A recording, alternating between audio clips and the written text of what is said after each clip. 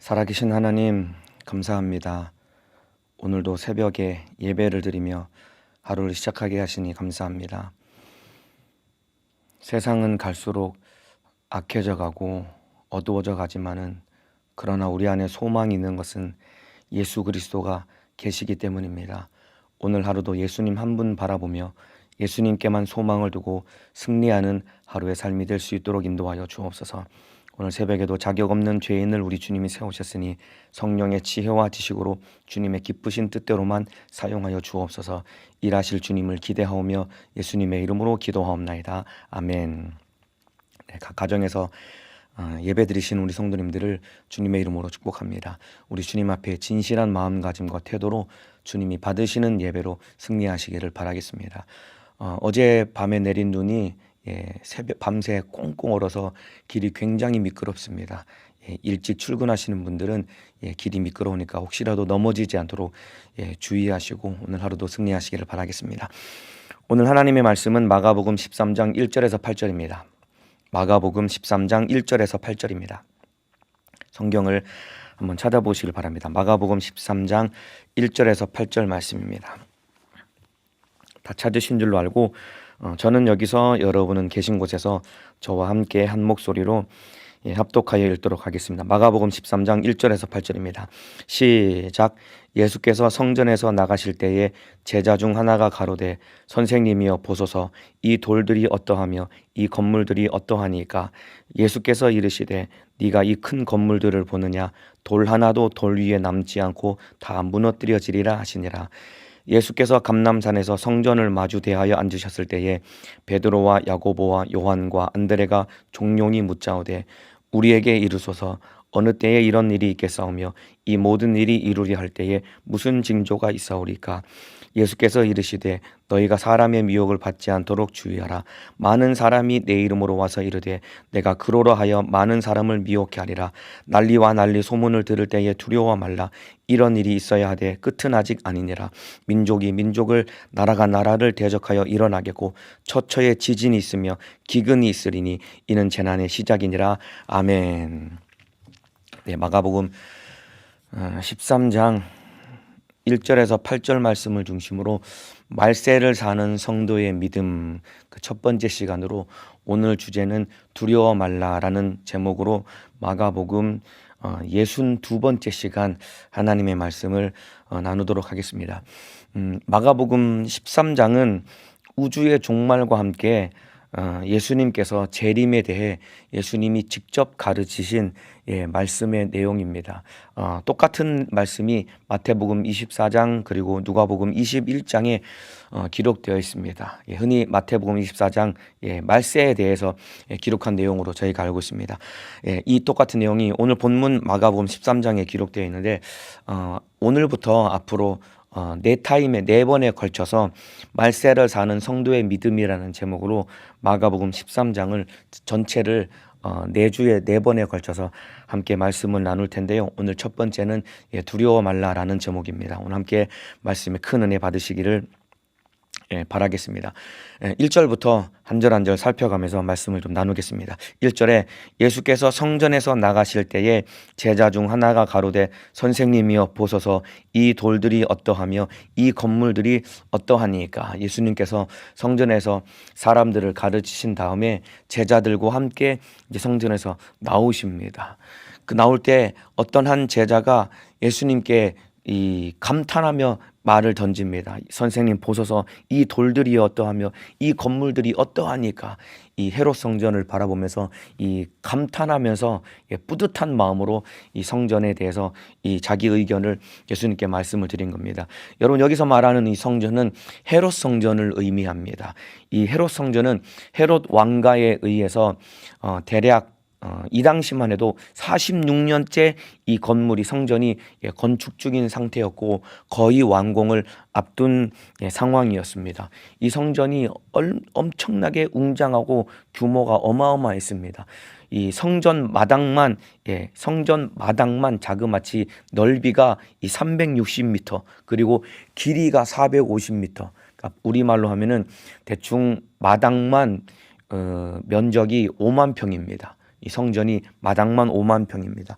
그래서 예루살렘 전체 면적의 6분의 1에 해당할 만큼 큰 성전이었고, 그 다윗의 아들 이 솔로몬이 지은 이 솔로몬 성전보다 이 헤롯 성전이 규모가 2배가 더 크다라고 기록에 의하면 그렇게 기록되어 있습니다. 그러면서 이 제자가 이 돌들이 어떠하며라고 이 감탄하면서 말했는데, 이 성전을 지을 때 이 석재로 이 성전을 지었는데 큰 이 돌들이 이 성전 재료로 사용당했는데, 큰 돌들 중에 하나는 얼마나 컸냐면은 이 돌 한 덩어리가 길이가 12m, 그리고 높이가 3.6m, 그리고 넓이가 5.4m, 그러니까 그 45인승 대형 버스보다 더 큰 돌이, 돌 하나가, 그렇게 큰 돌이 놓여지면서 성전이 지어졌으니까 이 당시 제자들이 바라볼 때 탐복하지 않을 수 없을 만큼 큰 규모로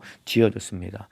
규모가 클 뿐만 아니라 성전이 얼마나 화려했냐면은, 여러분, 성전 외부 사면이 전부 다 두터운 금으로 전부 다 장식되고 금으로 덮여질 만큼 화려하게 지어졌습니다. 그리고 금으로 덮여지지 않은 성전 일부는 하얀 돌로 성전이 덮여졌었기 때문에 아침에 이 동편에서 태양이 떠오르면은 그 반사된 이 성전에서 반사된 빛이 찬란하게 빛나서 차마 눈 뜨고 볼 수 없을 만큼 이 성전이 화려하게 빛나고 눈부신 성전이 지어졌다라고 이 당시 기록에 의하면 그렇게 기록되어 있습니다. 그러니까 헤롯 성전을 바라볼 때 이 화려하고 웅장한 성전을 바라보며 제자들은 감탄할 수밖에 없었습니다. 갈릴리 주변에 살았던 제자들이 성전에 와서 이 완공되어 가는 헤롯 성전을 바라볼 때 엄청난 화려한 성전을 바라보며 탐복하고 이 뿌듯한 마음을 가지면서 이 돌들이 어떠하며 이 건물들이 어떠하니까라고 감탄하며 제자들이 예수님께 이 말을 던진 겁니다.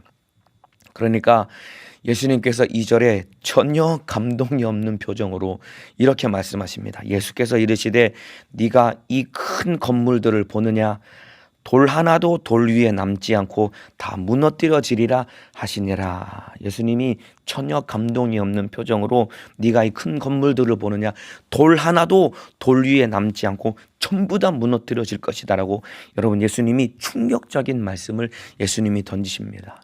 그러니까 예수님께서 제자들이 탐복하면서 화려하게 46년 동안 어마어마한 돈과 인력과 이 노력이 투자되어서 건설된 이 화려한 성전을 바라보시면서 예수님이 말씀하신 것은 이 성전은 파괴될 것이야 라고 예언을 하시면서 예수님이 종말의 심판이 있을 것을 제자들 앞에 엄중하게 예수님께서 말씀을 하십니다. 여러분, 이 당시에 성전이 파괴된다라는 것은 곧 뭘 의미하냐면은 종말의 심판이 있을 것이다라는 것과 똑같은 의미입니다. 그러니까 예수님께서 화려하게 지어진 헤롯 성전이 무너지고 파괴될 것을 말씀하시면서 마지막 최후의 종말의 심판이 있을 것이다라고 말씀하십니다. 여러분, 시작이 있으면은 반드시 끝이 있습니다. 사람이 태어날 때가 있으면은 죽을 때가 있는 것처럼 천지가 창조될 때가 있으면은 바로 우주의 종말도 반드시 있는 것입니다. 그렇기 때문에 여러분, 시작이 아름다워야 되겠지만은 시작보다 끝이 더욱더 아름다워야 되는 것입니다. 우리가 태어날 때보다 죽을 때 우리의 마지막 삶이 하나님 앞에 더욱 아름다워야 되는 것이고, 천지가 창조될 때 하나님 보시기에 심히 좋도록 천지가 아름답게 창조되었지만은 마지막 종말에 우리가 주님을 맞이할 때 주님 보시기에 더욱 심히 주님을 기쁘시게 할 만큼 우리가 주님 앞에 더욱더 아름답게 마지막 종말을 맞이해야 되는 것이 하나님 앞에 우리가 가져야 될 신앙생활이고 영적 생활입니다. 그래서 오늘 예배 드리시는 우리 모든 성도님들, 저와 여러분이 시작이 아름다워야 되겠지만은 저와 여러분의 마지막은 시작보다 더욱더 아름답게 주님을 영광 중에 만나는 믿음의 사람 되시기를 예수님의 이름으로 축복합니다. 예수님께서 이르시되 네가 이 큰 건물들을 보느냐라고 제자들을 향해서, 성전을 바라보고 감탄한 제자들을 향해서 예수님이 네가 이 큰 건물들을 보느냐라고 우리 주님이 말씀하고 계십니다. 여러분, 예수님이 성전이라고 말씀하지 않았습니다. 이 건물들이라고 했습니다. 여러분, 벽돌로 지은 건물은 성전이 아닙니다, 여러분. 예수를 모신 우리가 바로 성전인 것입니다. 건물이 성전이 아니라 예수 모신 우리가 여러분 성전이다 이 말입니다. 그러면서 예수님이 돌 하나도 돌 위에 남지 않고 다 무너뜨려지리라. 이 너희가 보는 이 건물들은 반드시 돌 하나도 돌 위에 남지 않고 다 무너질 것이야 라고 예수님이 엄청난 예언의 말씀을 하십니다. 이 헤롯 성전에 대한 이 자부심이 가득했던 이 제자들은 예수님의 이 말씀을 듣고 엄청나게 충격을 받았을 것입니다. 돌 하나가 보세요.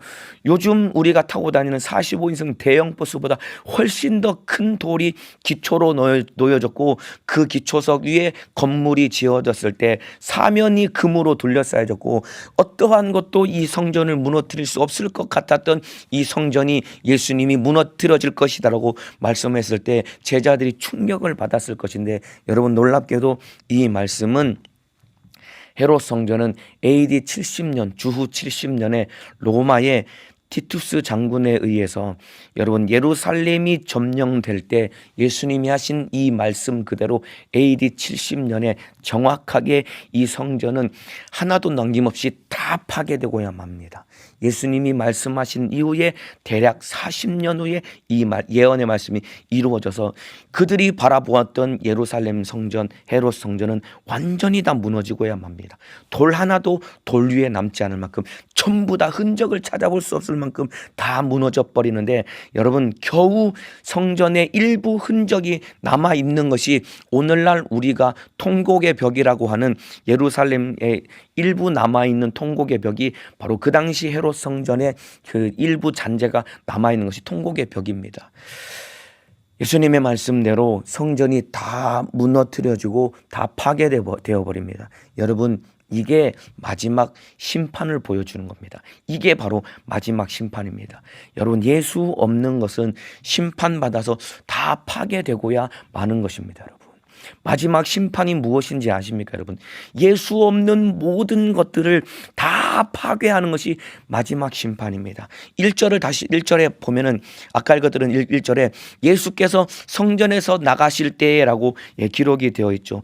이게 무엇을 의미하냐면은 예수님께서 성전과 완전히 결별하신 것을 의미하는 것입니다. 1절에 예수님께서 성전에서 나가실 때 예수님이 예루살렘에 입성하신 다음에 몇 차례 성전에 왔다 갔다 하시면서 예수님이 가르치시고 일러주십니다. 그리고 마가복음 13장 1절에 예수께서 성전에 나가실 때에라고 기록한 이 말씀 을 마지막으로 해서 예수님이 다시는 성전에 들어가지 않습니다. 이게 바로 성전과 결별하신 것인데 이후에 다시는 성전에 들어가지 않으신 것인데 이 말씀은 곧 예수께서 성전을 버리신 것입니다. 화려하게 지어졌지만은 이 안에서 더 이상 하나님을 예배함이 없고 하나님께 영광을 올려드리는 아무것도 없기 때문에 예수께서 이 성전을 버리셨는데 버리신 후에 예수님께서 성전이 무너질 것을 예언하신 그 말씀 그대로 마지막 무서운 심판 끝에 성전이 완전히 무너지게 되는데 이것이 여러분 마지막 최후의 심판입니다. 여러분 저와 여러분 마지막 심판이 무엇을 의미하냐면은 예수 없는 모든 것들은 다 심판받아서 하나도 남김없이 다 무너지는데 최후의 심판이 바로 이것을 의미하는 것입니다.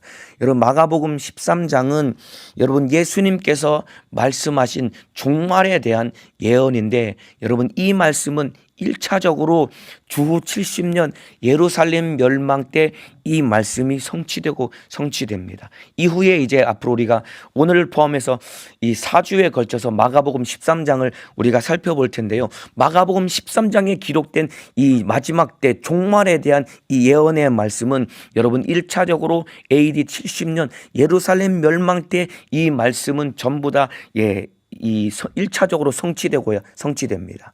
1차적으로는 예루살렘 멸망 때 이 예언의 말씀이 성취되고 그리고 마지막 최종적이고 궁극적으로는 예수님의 재림 때 이 말씀이 성취되고야 마는 것입니다. 그러니까 보세요 여러분 마가복음 13장 재림에 대한 말씀은 1차적으로는 AD 70년 예루살렘 멸망 때 이 말씀이 이루어지고 궁극적이고 최종적으로는 그 예수님이 재림하시는 그 마지막 종말 때 이 말씀이 이루어지는 것인데, 저와 여러분은 어디에 살고 있냐면 AD 70년과 최후의 종말 그 사이 어느 때인가에 지금 우리가 살고 있는 것입니다. 그렇기 때문에 우리가 오늘부터 앞으로 4주간 동안, 그리고 여러분이 마가복음과 마태복음 24장을 읽으면서 주님의 재림과 종말에 대해서 우리가 살펴보고 우리가 깨달을 때 뭐를 살펴봐야 되냐면 AD 70년경에 과거에 일어난 예루살렘 멸망의 사건을 비추어 가면서 마가복음 13장을 읽어야 되는 것이고,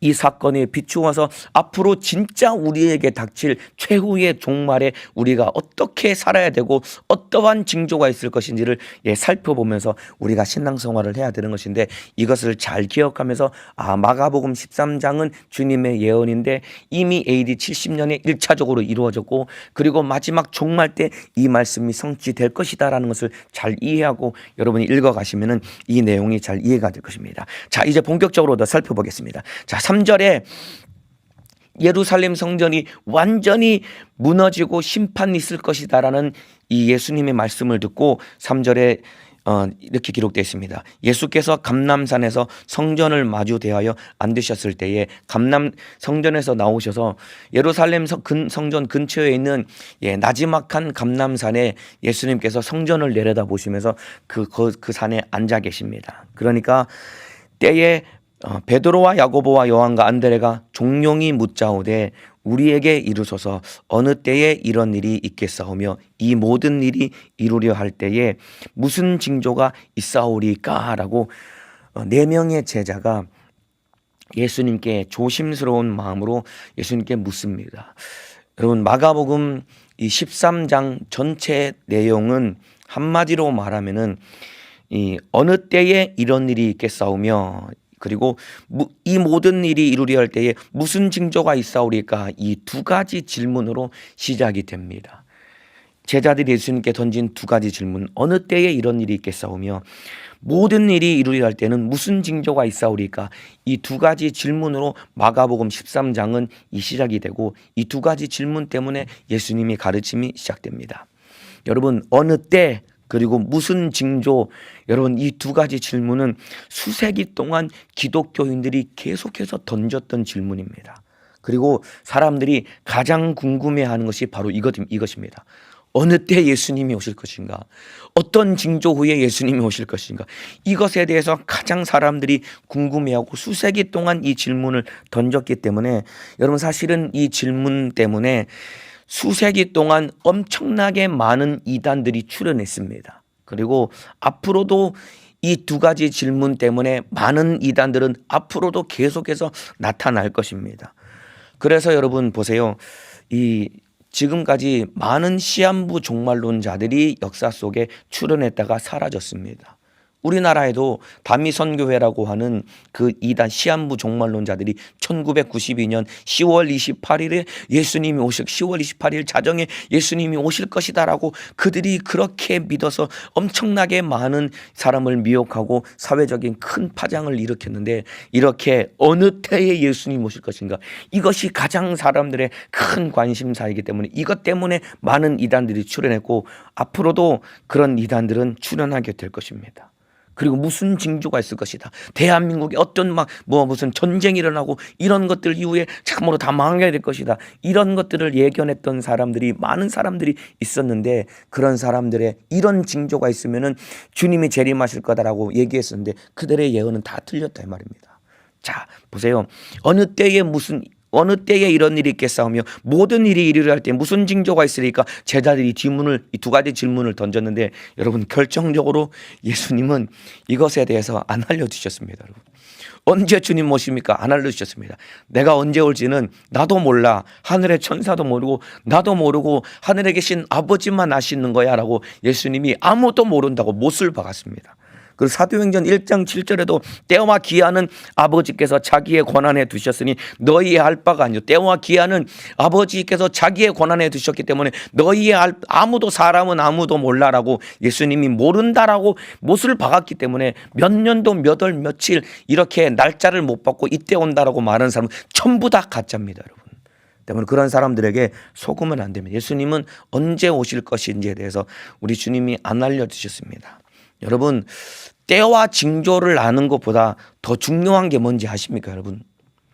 어느 때에 이런 일이 있겠사오며 이 모든 일이 이루어야 할 때는 무슨 징조가 있으리까? 제자들의 마음속에는 이 두 가지가 너무나도 중요하고 이것이 너무나도 궁금했는데, 여러분, 때와 징조를 아는 것보다 더욱 중요한 것은 무엇이냐면은 내가 준비되는 것입니다. 여러분, 인정하시면 아멘 하시겠습니다. 내가 준비되는 것이 가장 중요한 겁니다. 예수님의 초점과, 여러분 마가복음 13장을 전체를 읽어보면 예수님의 초점과 예수님의 관심은 제자들과 오늘을 사는 우리가 준비되는 데에 있는 것이지, 우리가 때를 알고 어떤 징조를 알아야 되는지 거기에 관심이 있는 것이다. 우리를 향한 관심은, 예수님의 관심은 거기에 있는 것이 아니라 우리를 준비시키는데 우리의 관심이 있는 것이다, 이 말입니다. 그렇기 때문에 보세요. 내가 준비만 되어 있으면은 때와 징조는 중요하지가 않아요. 이거 이해되시나요? 내가 준비만 되어 있으면은 때와 징조는 전혀 중요하지 않은 것입니다. 한번 따라합시다. 내가 준비만 되어 있으면 때와 징조는 중요하지 않다. 한 번만 더 크게 따라합시다. 내가 준비만 되어 있으면 때와 징조는 중요하지 않다. 여러분, 내가 준비만 되어 있으면 때와 징조는 중요하지 않는 겁니다, 여러분. 그래서 마지막 때에 어느 때냐, 그리고 무슨 징조냐, 여기에 관심을 갖는 것이 아니라 주님 앞에 나와 주님과의 관계 속에 내가 준비만 되면 되는 것입니다. 자, 예수님께서 제자들을 잘 준비시키기 위해서 하신 첫 번째 말씀이 무엇이냐면, 때와 징조를 물었던 제자들 앞에 예수님이 대답하신 첫 번째 대답, 제자들을 준비시키기 위해서 하신 첫 번째 말씀이 무엇이냐면 5절입니다. 예수께서 이르시되 너희가 사람의 미혹을 받지 않도록 주의하라 라고 우리 주님이 말씀하고 계십니다. 마지막 때에 가장 중요한 것은, 우리가 준비해야 될 가장 첫 번째 것은 사람의 미혹을 받지 않도록 주의해야 된다라는 것입니다. 여러분, 사람의 미혹을 받지 말라. 보세요. 미혹이라는 것이 무슨 뜻이냐면, 미혹이라는 것은 길을 잃다, 방황하다라는 의미입니다. 미혹이라는 것은 길을 잃어버리다, 방황하다라는 뜻이 바로 미혹이라는 말의 정확한 의미입니다. 한마디로 말하면 진리에서 벗어나는 것을 의미하는 거예요. 미혹은 진리에서 벗어나는 것이 미혹당한 것입니다. 길을 잃어버리고 방황을 하되, 어디서부터 길을 잃어버렸냐면 바로 진리로부터 길을 잃어버렸는데, 여러분, 예수님이 길이요 진리요 생명이라고 우리 주님이 직접 우리에게 알려주셨습니다. 그러니까 미혹당한다라는 것은 예수님을 잊어버리고 방황하는 이것이 미혹인 것입니다. 사람 때문에 예수님께서 멀어지는 이것이 바로 미혹이고, 마지막 때는 이것을 주의하라고 우리 주님이 엄중하게 알려주고 계십니다. 그러니까 바꿔 말하면, 사람의 미혹을 받지 않도록 주의하라는 것은 사람 때문에 예수님으로부터 멀어질 수 있는데, 사람 때문에 예수님으로부터 멀어지지 않도록 너희는 나만 바라보고 나에게만 붙들려 있어야 돼. 이것이 마지막 재림을 준비하는 데 있어서 가장 중요한 것이다, 이 말입니다, 여러분. 그래서 마지막 때가 가까울수록 우리는 예수님께만 초점을 맞춰야 되고 예수님만 따라가야 됩니다, 여러분. 이것이 재림을 준비하는데 가장 중요한 것입니다, 여러분. 무엇을 해야 되고 어떤 자격을 갖춰야 되고 어떠한 것보다도 우리는 예수님께 초점을 맞추고 예수님만 바라보고 예수님만 따라가야 됩니다. 미혹은 길을 잃어버려서 방황하는 것입니다. 진리에서 벗어나는 것이 미혹인데, 수많은 사람들이 예수로부터 벗어나게 만들려고 어떻게 해서든 미혹하려고 하는데, 예수님만 바라보고 예수님께만 붙들리는 믿음의 사람 되시기를 예수님의 이름으로 축복합니다. 그러면서 예수님이 한마디 더, 조금 더 구체적으로 6절에 말씀하십니다. 많은 사람이 내 이름으로 와서 이르되 내가 그로라 하여 많은 사람을 미혹해 하리라. 많은 사람이 와서 내가 그다, 내가 예수다라고 그렇게 많은 사람들을 미혹해 할 것이다라고 우리 주님이 말씀하고 계십니다. 바꿔 말하면 거짓 선지자들, 적그리스도가 엄청나게 많이 출현해서 바로 내가 예수다라고 사람들을 많이 미혹할 것이다라고 예수님이 제자들을 모아놓고 예언을 하셨는데, 여러분 놀랍게도 이 적그리스도는 언제부터 출현했냐면은 이미 초대교회 시대 때부터 수많은 적그리스도들이 출현해서 교회마다 큰 문제를 일으켰습니다. 요한일서 2장 18절 말씀 제가 읽어드리겠습니다. 아이들아, 이것이 마지막 때라. 적그리스도가 이르겠다 함을 너희가 들은 것과 같이 지금도 많은 적그리스도가 일어났으니 이러므로 우리가 마지막 때인 줄을 아노라. 요한일서는 사도 요한이 여러분 그 1세기에 기록한 성경입니다. 그러니까 이미 1세기에 지금으로부터 대략 2000년 전에 이미 적그리스도들이 출현을 해가지고 많은 사람들을 미혹한 것입니다. 여러분 2000년 전에 사도 요한이 그때 벌써 마지막 때라고 했는데 그때부터 벌써 말세라고 요한이 얘기한 겁니다. 여러분 말세라는 것은 언제가 말세냐면 예수님의 초림 때부터 예수님이 재림하실 때까지 전 기간이 바로 말세입니다. 그러니까 우리는 이미 2000년이 지났기 때문에 지금 우리는 말세 지마를 살고 있다라고 우리가 말을 하고 있죠. 이미 많은 1세기부터 초대교회 때부터 많은 적그리스도 거짓 선지자들이 나타나서 사람들을 미혹하며 내가 예수다라고 그렇게 미혹을 했는데 오늘을 살고 있는 우리 시대에도 많은 적그리스도와 거짓 선지자들이 출현해서 사람들을 미혹하고 있습니다. 여러분. 예, 어떤 기록에 의하면은 뭐 정확한 것인지 모르겠지만은 우리나라에만 여러분 현직으로 활동 중인 예수가 50여 명 가까이 된다고 합니다. 다른 나라 말고 우리나라에만 지금 현직으로 활동하고 있는 예수가 50명 정도 된다고 합니다. 저 중부지방의 어느 산에 가면은 예수가 많이 모여 사는 동네가 있답니다.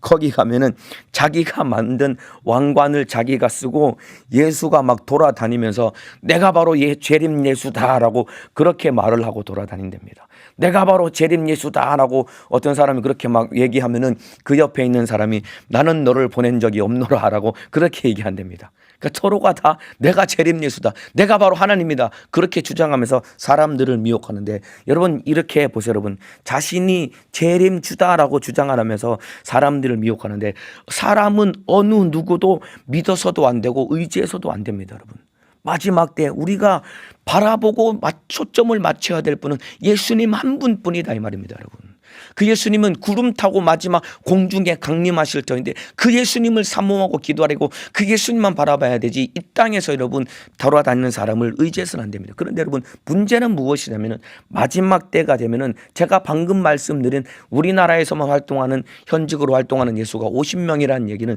이건 굉장히 우스꽝스러운 사람들을 의미하는 것인데 이런 진짜 마지막 때가 되면은 여러분 종교적으로 강력한 이 카리스마와 함께 매력적인 이 리더십을 가지고 수많은 사람들을 여러분 미혹해 하는 적그리스도가 반드시 출현하게 될 것이거든요.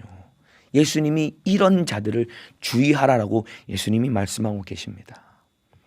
종교적으로 강력한 카리스마, 이적을 행하고 그리고 매력적인 리더십을 가진 그런 적그리스도가 나타나면 얼마나 많은 사람들이 그를 따라다니고 그를 추앙하고 그가 그리스도라고 얼마나 많이 믿겠습니까 여러분. 생각을 해보세요. 이적을 행하고 병을 고치고 안전병이를 일으키고 죽은 자를 살리고 그리고 이 정말 큰 막 입이 떡 벌어질 만큼 이적을 행하면서도 겉으로 보기에는 정말로 매력적인 리더십을 가진 그런 사람이 나타났을 때 많은 사람들이 미혹당할 수밖에 없다 이 말입니다. 우리나라에도 출현했던 많은 이단들 그들 교주들이 얼마나 여러분 강력한 종교적인 카리스마를 가지고 얼마나 매력적인 리더십을 가졌으면 수십만 명이 그들에게 미혹당해서 지금도 따라가고 있겠느냐 이 말입니다 여러분. 그러니까 미혹이라는 것은 길을 잃어버리는 겁니다 여러분. 예수가 아닌 사람을 의지하고 사람을 따라가는 것이 이게 미혹입니다 여러분. 만에 하나 여러분의 마음속에 내가 마음속 깊이 의지하고 참으로 이 마음속 깊이 의지하는 사람이 있다라고 한다면은 여러분 진짜 위험한 사람이 될 수도 있는 겁니다 여러분. 여러분의 마음속에 내가 정말 이 심적으로나 정신적으로나 신앙적으로나 내가 참으로 의지하고 있는 사람이 있습니다. 이 사람 아니면 나는 신앙생활 영적 생활을 할 수 없다라고 의지하는 사람이 있습니까 여러분? 어쩌면 여러분 굉장히 위험한 사람일지도 모릅니다 여러분. 그 사람 말고 여러분 예수님 의지해야 됩니다. 예수님 바라봐야 됩니다. 예수께서 이르시되 너희가 사람의 미혹을 받지 않도록 주의하라라고 했습니다 여러분. 모든 사람을 말하는 겁니다, 여러분. 이 말은 이 땅에서 아무리 대단하고 영적으로 대단한 사람인 것 같아도 그 사람을 의지하지 말라라고 우리 주님이 말씀하고 계시는 거예요. 이해가 되시죠? 이 땅에서 사람을 의지하지 말고 예수님만 의지해야 된다, 이 말입니다, 여러분. 자, 그러면서 7절에 예수님이 계속해서 말씀하십니다. 난리와 난리 소문을 들을 때에 두려워 말라. 이런 일이 있어야 하되 끝은 아직 아니니라. 민족이 민족을, 나라가 나라를 대적하여 일어나겠고 처처에 지진이 있으며 기근이 있으리니 이는 재난의 시작이니라 라고 우리 주님이 말씀하고 계십니다. 사람들이 미혹해하는 사람들이 출현하고 그 다음에 난리와 난리 소문을 너희가 들을 것이고 그 다음에 나라와 나라가 민족이 민족을 대적하는 전쟁이 일어나고 그리고 엄청난 지진과 함께 그리고 기근이 있을 것인데 여러분 우리 주님이 뭐라고 말씀하시냐면 이런 일이 있지만은 끝은 아직 아니고 이 모든 것은 재난의 시작이다라고 우리 주님이 말씀하고 계십니다. 지금 난리와 난리 소문이 들리고 있고 민족이 민족을 나라가 나라를 대적하는 전쟁이 일어나고 있고 앞으로도 일어날 것이고 그리고 지진과 기근이 있을 텐데 예수님이 뭐라고 말씀하시면 이거는 재난의 시작이야 라고 우리 주님이 시작에 불과한 거야 라고 주님이 말씀하고 계십니다. 그러면서 여러분 여기서 예수님이 정말로 가장 중요한 것을 우리 주님이 말씀하고 계시는데 난리와 난리 소문을 들을 때에 두려워 말라라고 주님이 말씀하고 계십니다. 여러분 말세를 사는 성도의 믿음을 오늘 제목으로 잡았습니다. 오늘부터 앞으로 4번 말세를 사는 성도의 믿음이라는 제목으로 말씀을 나눌 텐데 오늘 첫 번째 제목이 무엇이냐면 바로 두려워 말라라고 오늘 제목을 정했는데 여러분 마지막 때 우리 말세를 살아가는 우리가 가져야 될 가장 중요한 것은 두려워하면 안 됩니다, 여러분. 예수님이 두려워 말라라고 우리 주님이 말씀하고 이건 제 얘기가 아니라 예수님이 제자들과 우리에게 말씀하신 것이 너희는 두려워하면 안 돼. 두려워 말라라고 우리 주님이 말씀하고 계십니다. 그러니까 난리와 난리 소문을 듣고 그리고 전쟁이 일어나고 지진과 기근이 있을 때에 너희가 두려워하는 대신에 이런 모든 상황을 바라볼 때 너희가 해야 되는 것은 준비해야 돼라고 우리 주님이 말씀하고 계신다 이 말입니다. 이해가 되시면 아멘 하시겠습니다. 여러분 재림에 대한 잘못된 태도 2가지가 있습니다. 여러분 우리가 정말로 재림에 대해서 경계해야 될 잘못된 태도 2가지가 있는데 첫 번째는 무엇이냐면 재림에 대해서 무관심한 것입니다. 두 번째는 무엇이냐면 재림에 대해서 예수님의 재림에 대해서 지나치게 두려워하는 이것도 우리가 경계해야 되고 잘못된 태도인 것입니다. 예수님의 재림에 대해 무관심한 것도 잘못된 것이고 그리고 너무나 두려워하는 것도 이것도 잘못된 태도인데 이 2가지 다를 경계해야 됩니다. 보세요. 재림에 대해서 전혀 무관심하고 관심을 갖지 않는 사람들이 너무나도 많지 않습니까, 여러분? 그런데 예수님은 반드시 오신다고 말씀하셨고 예수님은 반드시 다시 오시는 분이십니다. 믿으시면 아멘 하시겠습니다. 그래서 여러분 잉태한 여인에게 해산의 고통이 이름과 같이 데살로니가전서 5장 14절 말씀처럼 여러분 여인이 잉태를 하면은 반드시 뱃속에 있는 아이는 태어나고야 마는 것처럼 이거는 피할 수 없는 것과 똑같이 예수님은 반드시 재림하신다라고 말씀하고 계십니다. 그렇기 때문에 재림에 대해서 무관심해서는 안 됩니다, 여러분. 2000년 전에 살았던 제자들도 재림에 대해서 지대한 관심을 가지고 살다가 그들이 죽었다 이 말입니다. 2000년이 지난 오늘을 살고 있는 우리는 그들보다 훨씬 더 주님의 재림이 앞당겨 가까워졌기 때문에 더욱더 관심을 갖고 살아가야 되는데 문제는 우리의 마음속에 재림에 대해 지나치게 두려워하는 마음을 가지고 있다 이 말입니다. 그렇기 때문에 예수님이 난리와 난리 소문을 들을 때에 두려워 말라라고 예수님이 말씀하고 계십니다, 여러분. 두려워 말라라는 말씀은 여러분 사도들을 통해서도 예수 그리스도의 계시를 받은 사도들을 통해서도 재림에 대해 얘기하면서 두려워하지 말라라고 기록하고 있습니다. 데살로니가 후서 2장 2절입니다. 여러분 데살로니가 전후서는 사도 바울이 예수 그리스도의 재림에 대해서 기록한 서신서가 데살로니가 전후서인데 데살로니가 후서 2장 2절에 혹 영으로나 혹 말로나 혹 우리에게 받았다 하는 편지로나 주의 날이 이르렀다고 동심하거나 두려워하거나 하지 아니할 그것이니라. 예언이나 그리고 전해지는 말이나 아니면 내가 쓴 편지를 통해서 너희가 주의 날이 이르렀다고 들었다고 할지라도 너희가 동심하거나 두려워하면 안 된다라고 바울이 명확하게 알려주고 계십니다. 알려주고 있다 이 말입니다, 여러분. 재림이 임박했다고 동심하면 안 돼. 마음이 막 두려워, 이 마음이 요동하면 안 되고 두려워하면 안 되라라고 우리 주님이 말씀하고 계십니다, 여러분. 재림에 대해 두려워하면 안 됩니다. 두려워하는 대신에 준비를 해야지요. 나와 주님과의 관계를 돌아보고 주님과의 관계를 더욱더 요동함이 없는 사람으로 만들어져야지요. 그런데 보세요, 여러분.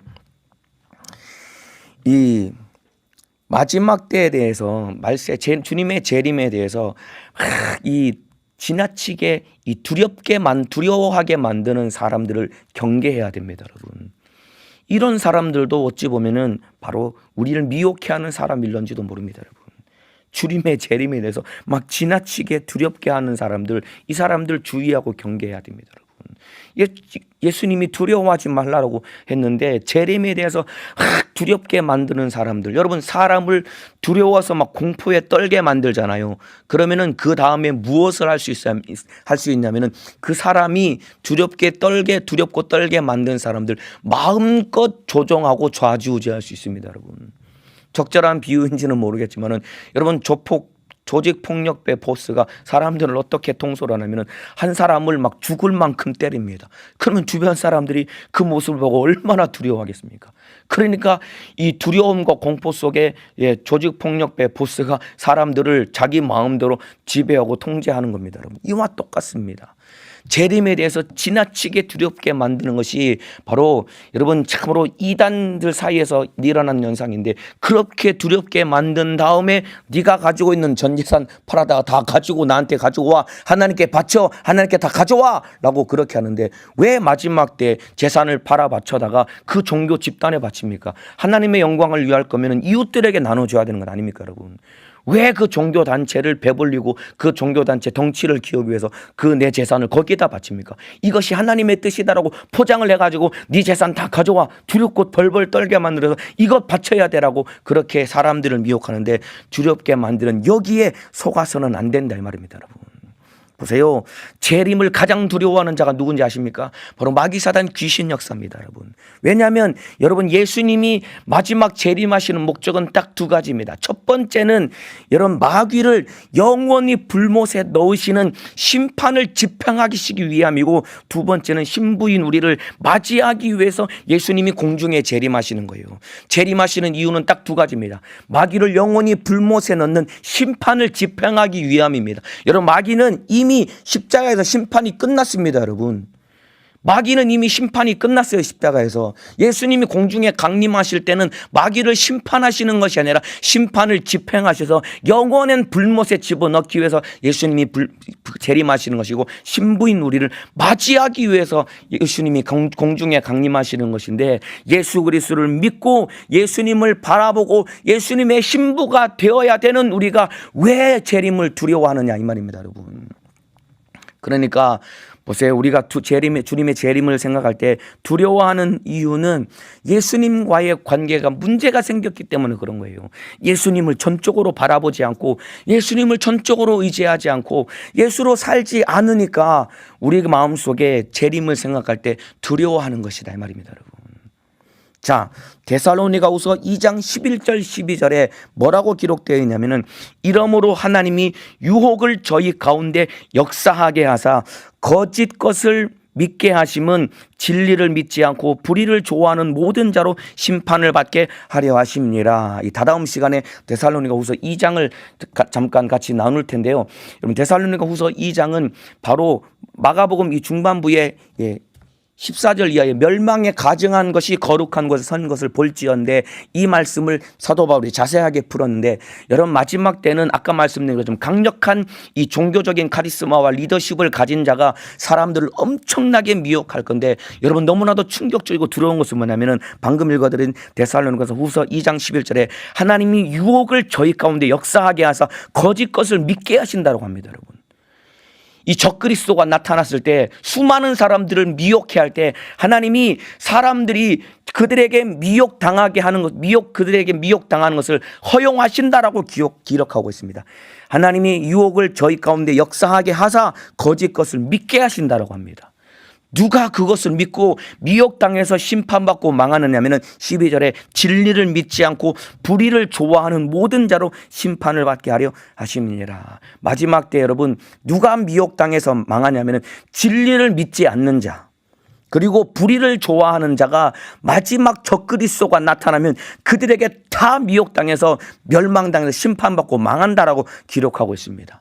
그러니까 보세요 여러분, 우리는 마지막 때 무엇을 해야 돼? 이걸 바꿔 말하면 진리를 믿지 않고 불의를 좋아하는 자가 다 미혹당한다고 했기 때문에 이걸 바꿔서 생각하면은 우리가 미혹당하지 않기 위해서는 진리를 믿지 않는 자가 미혹당하기 때문에 우리가 미혹당하지 않기 위해서는 진리이신 예수님을 믿어야 된다 이 말입니다. 여러분 인정하시면은 아멘 하시겠습니다. 진리를 믿지 않는 자가 미혹당하기 때문에 우리가 미혹당하지 않기 위해서는 진리이신 예수를 믿어야 됩니다. 바꿔 말하면은 예수님만 바라보고 예수님만 붙들어야 된다 이 말입니다. 그리고 두 번째, 불의를 좋아하는 모든 자가 미혹당한다고 했는데 이걸 바꿔 말하면은 불의를 좋아하지 않고 예수님만 사랑하기만 한다라고 한다면은 미혹당하지 않는다 이 말입니다. 그러니까 마지막 때는 예수 한 분 바라보고 예수만 믿고 예수님만 사랑해야 우리가 미혹당하지 않는다 이 말입니다. 여러분, 이 사람이 두려워하지 않는 자가 될 수 있는 거예요. 예수님 한 분 믿고 예수님 한 분 사랑하는 이 자가 참으로 마지막 때 두려워하지 않고 주님의 친부의 자격이 되어서 주님을 영광 중에 만날 수 있는 것이다 이 말입니다. 예수 한 분 뜨겁게 믿고 예수님 한 분 사랑할 때 우리 속에 기쁨과 감사가 넘쳐나기 때문에 두려워하지 않게 되는 거예요. 여러분이 왜 두려워하냐면 예수님을 믿지 않기 때문에 두려워하는 겁니다. 여러분이 왜 두려워하냐면 예수님을 사랑하지 않기 때문에 두려운 거예요. 내 안에 진짜 예수 그리스도와 나와의 관계 속에 내가 예수로 구원받았다는 확고한 믿음이 있고 나를 구원해 주신 예수님을 뜨겁게 사랑한다라고 한다면 내 안에 기쁨과 감사가 터져나오지 않겠습니까? 그러한 사람이 어떻게 두려워하겠느냐 이 말입니다. 여러분, 우리 속에 예수를 믿는 믿음이 요동하고 있고 예수님을 사랑하지 않고 세상을 사랑하고 불의를 사랑하니까 우리 속에 준비가 안 돼 있으니까 두려워하는 것이다 이 말입니다. 여러분, 그래서 말세에 주님의 재림을 준비하는데 꼭 필요한 것은 무엇이냐면 오직 예수뿐입니다. 여러분, 예수면 충분합니다. 주님의 재림을 준비하는데 필요한 것은 다른 게 필요한 게 아니에요. 예수면 예수뿐입니다. 예수면 충분합니다. 한번 따라합시다. 예수면 충분하다. 안 따라하시면 큰 소리로 따라하세요. 예수면 충분하다. 주님의 재림을 준비할 때 예수면 충분합니다. 여러분, 다른 게 필요한 게 아니에요. 이 얘기를 들으면 에이 겨우 그것뿐인가요? 여러분, 이것뿐이라고 생각하십니까? 여러분, 주님의 재림을 준비하는데 겨우 예수님만 믿으면 됩니까? 되는 겁니까? 그것뿐인가요? 여러분, 여러분 예수뿐이라고 생각합니까? 여러분, 예수면 충분합니다. 예수 말고 뭐가 필요하겠습니까? 여러분, 아까 말씀드렸죠. 마지막 성전이 왜 와르르 무너졌냐면은 예수님이 성전에서 나오신 다음에 성전을 버리니까 이 성전이 와르르 무너져서 심판받았다 이 말입니다. 마지막 최후의 심판은 예수 없는 모든 것이 다 심판받기 때문에 마지막 최후에 우리가 가져야 될 것은, 붙들어야 될 것은 예수 한 분뿐이다 이 말입니다. 여러분, 그러니까 우리가 두려워하는 이유는 내가 무엇을 해야 하고 내가 무엇을 해야 된다라고 생각하기 때문에 우리가 두려워하는 것입니다. 여러분, 예수 한 분뿐이고 예수면 충분한데 이것 아니라 예수 말고도 내가 뭘 해야 되고 내가 더 열심을 해야 되고 이 생각이 있으니까 내가 뭐 부족한 것 같고 내가 모자란 것 같으니까 자꾸 두려워하는데 이것조차도 여러분 내가 나 자신에게 미혹당한 것입니다. 여러분, 정신을 차리셔야 됩니다. 여러분, 잘 들으시길 바랍니다. 마지막 때 주님의 재림을 준비하는데 반드시 필요한 것은 딱 하나밖에 없어요. 예수면 충분하고 오직 예수뿐인데 예수 말고 내가 무엇을 해야 되고 더 열심히 노력을 해야 되는 이것 자체가 내가 나 자신에게 미혹당한 것인데 여기 속아서는 절대로 안 됩니다. 오직 예수 한 분 바라보고 예수로만 승리하는 믿음의 사람 되시기를 예수님의 이름으로 축복합니다. 여러분, 항공기 자동 착륙 시스템이라는 게 있습니다. 여러분, 항공기 자동 착륙 시스템, 이 파일럿이 조종해서 착륙을 하는 것이 아니라 항공기 자동 착륙 시스템에 의해서 자동적으로 마지막 이 비행기가 착륙을 하게 되는데 이게 어떻게 되냐면 비행기가 공항 근처에 가까이 오게 되면은 착륙하기 위해서 공항 근처에 가까이 오게 되면 관제탑에서 이 항공기에 유도 광선을 비춘다고 합니다. 그러면 관제탑에서 쏘은 유도 광선과 그리고 비행기 내에 탑재되어 있는 착륙 시스템이 딱 연결이 되면은 그때부터는 이 비행기 안에 있는 컴퓨터에 의해서 관제탑이 조정을 해가지고 여러분 자동적으로 비행기가 자동적으로 안전하게 착륙이 된다. 요즘 이만큼 이 항공 시스템이 발달되어 있습니다, 여러분. 그러니까 안전하게 착륙하는 데서 가장 중요한 것은 비행기와 유도 광선이 접촉되는 것입니다, 여러분. 이와 똑같이 마지막 우리가 주님의 재림을 준비할 때 우리에게 반드시 딱 하나 필요한 것은 우리의 초점이 예수 그리스도를 향해야 된다 이 말입니다, 여러분. 우리 주님이 두려워하지 말라라고 하신 이유는 왜냐하면 예수님이 재림하시는 분이고 그 주님이 우리를 맞이하시는 분이고 그 주님이 우리 안에 계시기 때문에 예수 한 분만 바라보면 우리는 참으로 두려워할 필요 없이 예수와 함께 여러분 우리는 영광 중에 주님 만날 수 있습니다. 구원의 시작도 예수 그리스도요, 구원의 완성도 예수 그리스도요, 마지막 주님의 재림도 예수님 한 분이면 충분하다 이 말입니다, 여러분. 오늘 하루 그리고 마지막 말세를 살아가는 저와 여러분의 삶 가운데 예수님 한 분으로 충분하여서 두려워하지 않고 승리하는 믿음의 사람 되시기를 예수님의 이름으로 축복합니다. 기도하겠습니다. 아픈 사람은 아픈 곳에, 문제가 있는 사람은 가슴에 손을 얹겠습니다. 주님의 재림이 임박했습니다.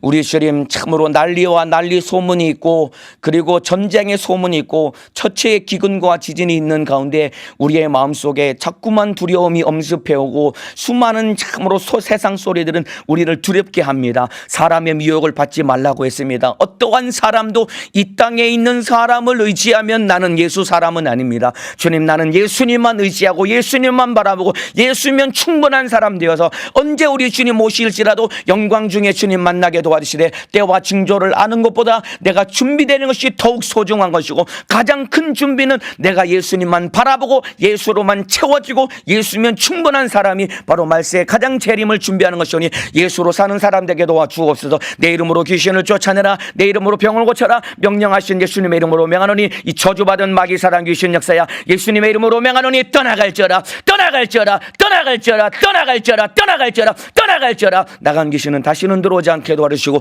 우리 성도들 코로나 바이러스에 감염되지 않게 도와주시고 오늘 길이 미끄럽습니다. 출근길에 한 사람도 안전사고 일어나지 않도록 지켜 보존해 주시고 주의 사자도 영육간에 간거라므로 우리 주님 사용하여 주옵소서. 두 손 높이 들고 주여 삼창하고 기도하시겠습니다. 주여, 주여.